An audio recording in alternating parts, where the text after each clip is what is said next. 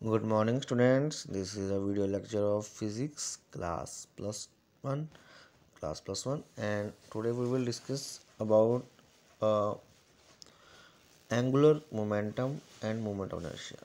Last lecture में हमने moment of inertia के बारे में बात कर ली थी।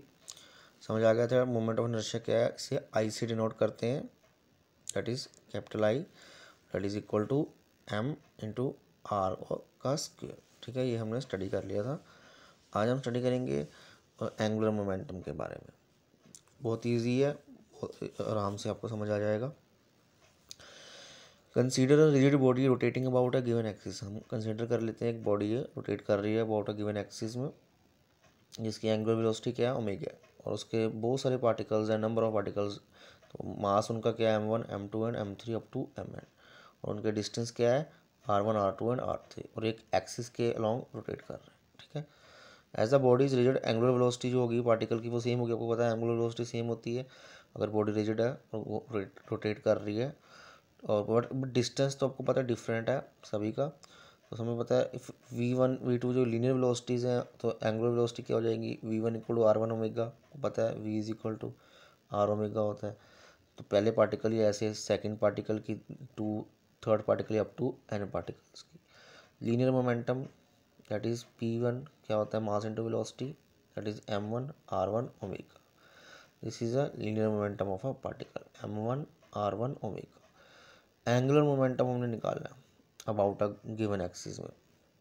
तो क्या हो जाएगा, एंगुलर मोमेंटम को पता है, आपको पता है एल से डिनोट करते हैं p1 momentum, linear momentum into उसके डिस्टेंस से मल्टीप्लाई करा देंगे, m1 r1 omega plus r1। तो इससे क्या हो जाएगा, m1 r1 का स्केयर इंटू ओमेगा। क्लियर है। ऐसे इन सारे पार्टिकल्स का जो एंगुलर मोमेंटम क्या हो जाएगा, m2 ऐसे r2 का स्क्वायर ओमेगा, ऐसे थर्ड पार्टिकल का भी अप टू n पार्टिकल्स का। तो angular momentum of the body about the given axis total क्या हो जाएगा, हमने इसको ऐड कर दिया, और इसमें से ओमेगा हमने कॉमन निकाल लिया क्योंकि एंगुलर वेलोसिटी सबकी सेम है। और m1 ये क्या होता है, ये होता है टोटल, क्या होता है ये आई, मोमेंट ऑफ इनर्शिया पूरे पार्टिकल्स का आई। तो एल किसके इक्वल हो गया, ये सारा होता है मोमेंट ऑफ इनर्शिया, आपको पढ़ा है, L equal to I into omega. So this is the angular momentum, L is equal to I omega. तो बहुत इजी है। तो आपको पता है सभी, आपको जैसे हम एंगुलर मोमेंटम पी लिखते थे, P is equal to M V, that is linear momentum. तो एंगुलर मोमेंटम एल को नोट करते हैं, that is equal to I into omega. मैंने कहा था ना, आई का मतलब क्या है, आई इनर्शियल मास, एज ए मास के साथ में, ये वेलोसिटी एनालॉगी इसकी है, इसकी एनालॉगी है। तो मास किससे रिलेट करता है, इनर्शिया से, ये आपको ध्यान रखना है। ठीक है, आगे बढ़ते हैं। Calculate angular momentum of earth का कैलकुलेट करना है, ये आपने खुद करना है प्रैक्टिस न्यूमेरिकल नोटबुक में, और होमवर्क में सबमिट करना है। बहुत ईजी है, नहीं समझ आएगा तो नेक्स्ट में समझा दूंगा। आगे हमारे पास रिलेशन बिटवीन टॉर्क और एंगुलर मोमेंटम में क्या रिलेशन है, हमें पता है L equal to I omega, differentiate कर देंगे with respect to t, d L by D t, I constant बाहर आ जाएगा, d omega by D t. और d omega by D t क्या होता है, change in angular momentum per unit time, that is alpha acceleration, angular acceleration. तो बस हमारे पास आ गया D L by D T, हमारे पास आ गया change in momentum per unit time. Torque क्या होती है, tau is equal to I into alpha. और फ्रॉम 14 इस इक्वेशन से देखो ना, उन्होंने क्या किया ना, आई अल्फ़ा की जगह पे टॉर्क पुट कर सकते हैं क्योंकि tau is equal to I alpha होती है। तो tau is equal to D L by D T. तो चेंज टॉर्क के आगे change in linear, change in angular momentum. Clear है सबको।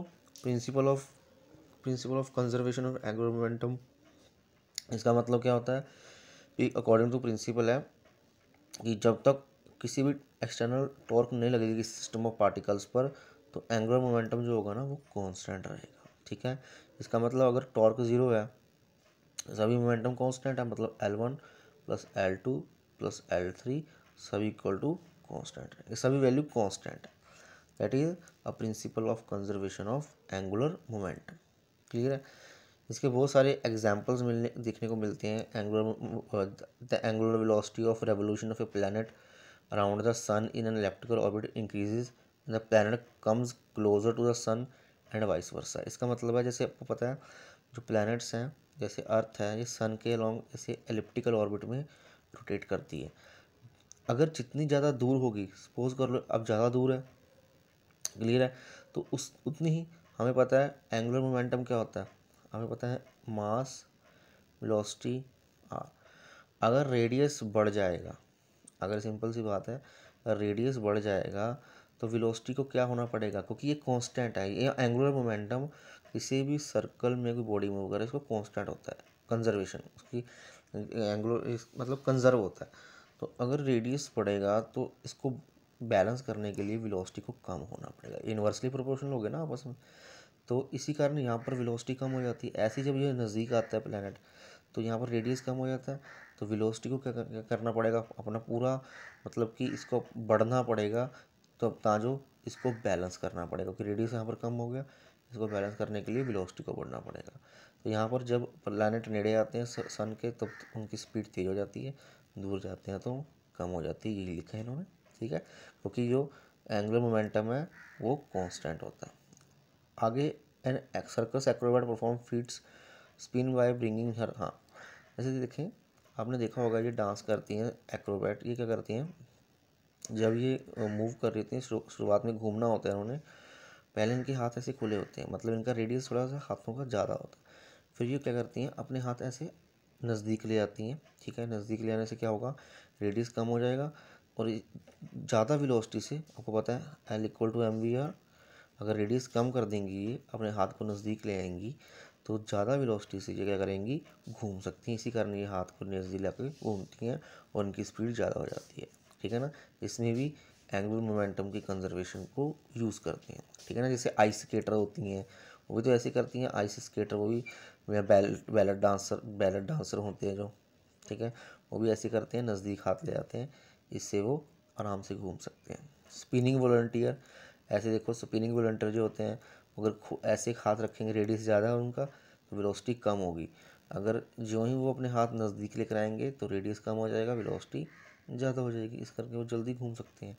तो इसमें सब में क्या हो रहा है एंगुलर मोमेंटम कंजर्व हो रहा है। नेक्स्ट है जो angular speed of inner layers of wheel wheel is alternately high, this is because movement on off inner layer is much smaller, ठीक है ना। अंदर वाली जो व्हील होता है ना उसकी जो स्पीड होती है हाई होती है क्योंकि उसका रेडियस कम होता है, तो मूवमेंट ऑन इनर्शिया उसका सिंपल सी बात है ज़्यादा होगा।